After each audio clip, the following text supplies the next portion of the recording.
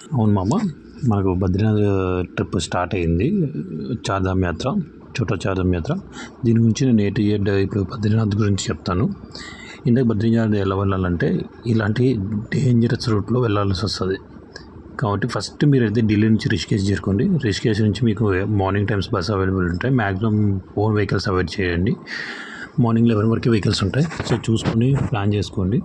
ఇది ఫస్ట్ మనం online registration అయితే తీసుకోవాలి. తర్వాత మనం ఇక్కడికి రావాలి. ఒకరోజు అటు ఇటు అయినా పర్లేదు, రిజిస్ట్రేషన్ రోజు రావాలని ఏం లేదనమాట. అలో చేస్తారు దర్శనానికి వెళ్ళేటప్పుడు. కాబట్టి నో ప్రాబ్లం. చూసుకొని మీరు అకార్డింగ్లీ ప్లాన్ చేసుకోండి. బద్రీనాథ్ మనకు ఓవరాల్గా 4 days కావాల్సి వస్తుంది రిషికేష్ నుంచి. సో అకార్డింగ్లీ ప్లాన్ చేసి మీరు స్టార్ట్ అవ్వండి. ఇంకా వస్తే రిషికేష్లో మనం మార్నింగ్ స్టార్ట్ అయితే నైట్కి వచ్చేస్తాం అనమాట. చూడండి, ఇది night view of Badrinath temple.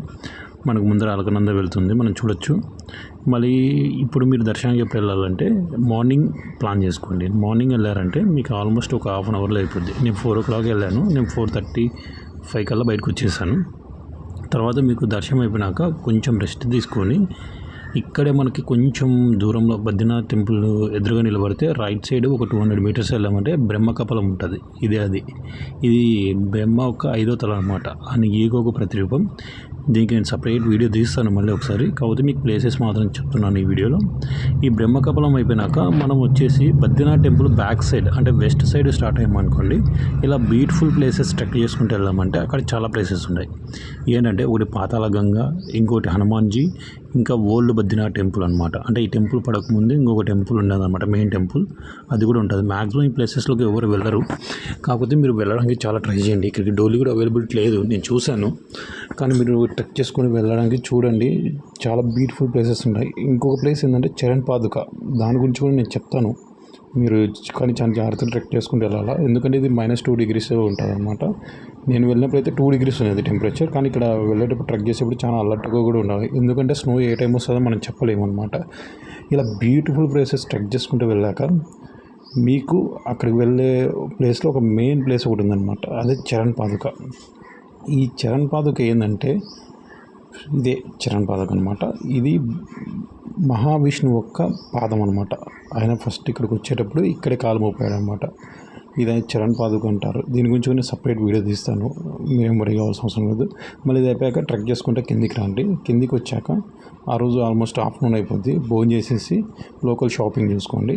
లోకల్లో ఇక్కడ మనకి రుద్రాక్షలు అమ్ముతారు, ఒరిజినల్ రుద్రాక్షలు. అంటే అప్పుడప్పుడే మన ముందరనే తీసి దాన్ని పాలిష్ చేసేసి మనకి ఇస్తారనమాట. మీకు ఏది కావాలంటే అది, లైక్ ఏకముఖి, త్రిముఖి, పంచముఖి, ఇలా ఏ ముఖం కావాలని చెప్పి వాళ్ళు తీసి ఇస్తారు. మీరు సర్టిఫికేట్లు కూడా కొంతమంది నమ్మకుండా ఉంటారు కదా, వాళ్ళ కోసం ఇది బాగా ఉపయోగపడుతుంది. తర్వాత ఆ రోజు నైట్కి షాపింగ్ చేసుకొని రెస్ట్ తీసుకొని 2 days కంప్లీట్ అయిపోతాయి అప్పటికే. మీకు తర్వాత ఏం చేస్తారంటే 3rd day ఎర్లీ మార్నింగే మీరు ఫ్రెష్ అయ్యి రెడీ అయ్యారనుకోండి, మీకు ఎర్లీ మార్నింగ్ స్టార్ట్ చేయాలన్నమాట. అంటే ఎర్లీ మార్నింగ్ అంటే నథింగ్ బట్ 8 o'clock అనమాట. మీరు కంపల్సరీ రూమ్ తీసుకోండి. బయట అనుకుంటాం అది ఏదంటే మనకు చలికి ఉండలేరు. నైట్ టైం ఆల్మోస్ట్ -8 degreesలోకి వెళ్ళిపోద్ది టెంపరేచరు. సో చూసుకొని ఆ రోజు షాపింగ్ అయిపోయినాక నెక్స్ట్ డే ఎర్లీ మార్నింగ్ చేసి ఫస్ట్ వచ్చేసి మన విలేజ్కి వెళ్ళండి. మన విలేజ్లో ఏంటంటే చాలా కూల్ ఉంటాయి. ఇక్కడ ఏంటంటే ఇంకా ఫ్రిడ్జ్ కూడా వాడరు అనమాట. చూడండి, 20 ml Pepsi 400 ml Pepsi 20 rupees. మన విలేజ్లో ఫస్ట్ వచ్చేసి శ్రీకృష్ణ టెంపుల్. ఇది మహాభారతం రిలేటెడ్, నేను చెప్తాను దాని గురించి కూడా. తర్వాత వచ్చేసి గణేష్ గుహ అనమాట. గణేష్ గుహ వచ్చేసి మనకి ఇక్కడ గణపతి, మహాభారతము ప్లస్ 18 పురాలు ఇక్కడే రాశారంట. ఈ గృహలోనే కూర్చొని చూడండి, గృహ ఎంత చిన్నగా ఉందో. ఇది అయిపోతానే దీని పక్కనే మనకి ఇంకొకటి ఉంటుంది, ఏదంటే వేషవ్యాస మహర్షి గృహ అనమాట. ఇదే 5000 ఏళ్ళ క్రితంది అనమాట, మహాభారతంకి రిలేటెడ్. నేను వీడియోస్ తీస్తాను దీని గురించి కూడా. తర్వాత ఇది అయిపోయాక మీరు మన విలేజ్ని లైట్గా ఎక్స్ప్లోర్ చేయాలన్నమాట. ఇక్కడ వాల్ పెయింట్స్ ఉంటాయి, చాలా బాగుంటాయి. మీరు చూసే కొద్దీ చూడాలనిపిస్తుంది అనమాట, అంత బాగుంటాయి. కంపల్సరీగా మీరు మిస్ అవ్వకండి. మన విలేజ్ మొత్తం ఎక్స్ప్లోర్ చేయండి. ఎక్స్ప్లోర్ చేశాక మీకు అక్కడ లోకల్ మార్కెట్ కూడా ఉంటుంది అనమాట. ఇదే హ్యాండ్మేడ్ క్రాఫ్ట్స్, వాళ్ళే చేతితో అల్లి మొత్తం అమ్ముతారు అనమాట. మీరు బార్గెన్ చేసేదాన్ని బట్టి మీకు రేట్ వస్తుంది. మంచిగానే ఆఫరబుల్గానే ఉంటాయి, కాబట్టి నో ప్రాబ్లం, మీరేం వరి అవ్వాల్సిన అవసరం లేదు. మంచిగా ఉంటాయి, చాలా బాగుంటాయి క్లాత్స్. తర్వాత అయిపోయినాక మన విలేజ్ బ్యాక్ సైడ్ సరస్వతి నది మనకు కనిపిస్తుంది అనమాట. సరస్వతి నది ఇక్కడ మాత్రమే కనిపిస్తుంది. మనం ఇక్కడ నీళ్ళు పట్టుకొని మనం మీద చల్లుకోవచ్చు కూడా. ప్రపంచంలో ఎక్కడ కనిపించదు, ఓన్లీ 500 meters మాత్రమే కనిపిస్తుంది. ఇది వచ్చేసి భీమకుండ. ఈ భీమకుండ భీముడికి రిలేటెడ్, నేను చెప్తాను అది కూడా. ఇక్కడ సరస్వతి నది ఇక్కడ పుట్టి ఇక్కడ నుంచి వెళ్ళి అలకనందలో మెర్జ్ అయిపోతుంది అనమాట. అలకనంద కూడా ఇక్కడే పక్కనే ఉంటుంది, బద్రీనాథ్ ముందర వెళ్ళేది అలకనందనే కదా. సో ఇక్కడ నుంచి వెళ్ళేసి ఒక 500 meters దూరంలో అలకనంద ఉంటుంది అనమాట. అక్కడ మిక్స్ అవుతుంది. ఆ పక్కన టెంపుల్ కనిపించేది అది సరస్వతీదేవి యొక్క టెంపుల్ అనమాట. మీరు చూడొచ్చు అలకనందలో మిక్స్ అయ్యేది కూడా నేను చూపిస్తాను. ఇది బ్రిడ్జి మామూలుగా యాక్చువల్గా నది మీద.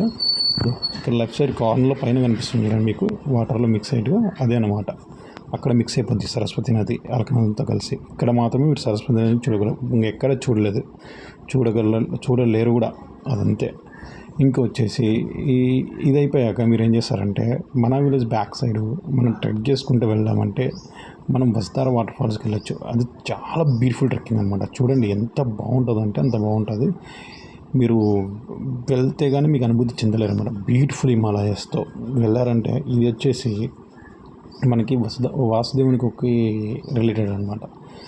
ఇది వసుధార వాటర్ ఫాల్స్ అంటారు. ఇది భూమి మీద గాలిలో మాత్రమే వచ్చి పడుతుంది, పైనుంచి రాయి మీద వచ్చి పడదు అనమాట. మన వాటర్ ఫాల్స్ బేసిక్ చూస్తే రాయిని అనుకుని వస్తుంది, ఇది అట్ట రాదు, ఓన్లీ గాలిలో తేలుకుంటూ వస్తుంది అనమాట. చాలా డేంజరు. ఇది ఓన్లీ పుణ్యాతుల మీదే పడుతుంది అని చెప్పి ప్రసిద్ధి అనమాట. అంటే ప్యూర్ హార్ట్ ఎవరు ఉంటారో వాళ్ళ మీదే పడుతుంది అని చెప్పేసి చూడొచ్చు మీరు. అది గాల్లోనే వస్తుంది చూడండి, స్నో లాగా. ఈ వస్తార వాటర్ ఫాల్స్కి డోలీస్ కూడా ఉంటాయి, మీరు వీలైతే వెళ్ళండి. లేదంటే ఇది బుడ్డి ట్రెక్ చేస్తుంది కదా, అలా ట్రెక్ చేసుకుంటే మనము మన విలేజ్ నుంచి ఒక 6 కిలోమీటర్స్ అలా బుడ్డి ట్రెక్ చేస్తుందంటే మనం ట్రెక్ చేయొచ్చు, మీరేం వరి కావాల్సిన అవసరం లేదు. సో ఇది అయిపోయాక మళ్ళీ మీరు వెంటనే రిటర్న్ వచ్చేసి మన విలేజ్కి వచ్చారంటే ఫ్రెష్ అయిపోండి. మళ్ళీ అక్కడ లోకల్గా వాల్ పెయింట్స్ అన్నీ చూసుకోండి, విలేజ్ మొత్తం ఎక్స్ప్లోర్ చేసి ఆ రోజు నైట్కి రెస్ట్ తీసేసుకోండి. మన విలేజ్ అయిపోయినాక మీకు ఆల్మోస్ట్ 5 o'clock 6 o'clock అయిపోద్ది అనమాట. రెస్ట్ తీసుకొని నెక్స్ట్ డే మార్నింగ్ మీకు బస్సెస్ ఉంటాయి అనమాట. 5 o'clock నుంచే స్టార్ట్ అయిపోతాయి. సో మీరు డేంజరస్ రూట్ కాబట్టి మ్యాక్సిమం ఓన్ వెహికల్స్ అవాయిడ్ చేయండి. ఇంకా వచ్చేసి మీరు 5 to 11 వరకు ఉంటాయి బస్సెస్. ఎర్లీగా చూసి క్యాచ్ చేసేసి వచ్చేయండి. ఇలాంటి మంచి కంటెంట్ వీడియోస్ కోసం A to Z వీడియోస్ కోసం ట్రిప్ గురించి నా ఛానల్ని ఫాలో అండ్ సబ్స్క్రైబ్ చేయండి. Thank you. Bye bye.